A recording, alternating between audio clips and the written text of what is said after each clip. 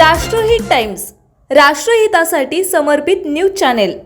Sinhagad road परिसरात गोळीबार करून दहशत निर्माण करणाऱ्या 5 विधी संघर्षित अल्पवयीन बालकांना पुणे पोलिसांनी अवघ्या 24 तासांच्या आत ताब्यात घेतले आहे। त्यांच्याकडून एक पिस्तूल आणि 2 लोखंडी कोयते जप्त करण्यात आले असून या कारवाईमुळे गुन्हेगारी जगात खळबळ उडाली आहे।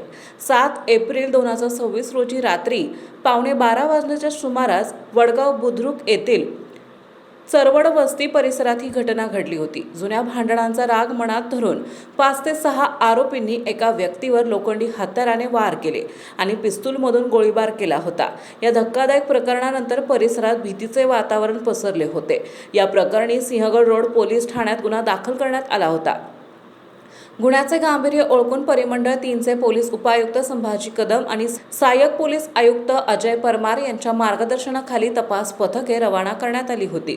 8 एप्रिल रोजी तपास पथकातील पोलीस अंमलदार विनायक मोहिते आणि तानाजी सागर यांना त्यांच्या खास बातमीदाराकडून माहिती मिळाली की सदर गुन्ह्यातील आरोपी सदर हॉस्पिटलकडून प्रयोग सिटीकडे जाणाऱ्या रोडवर कोणाची तरी वाट पाहत थांबले आहेत।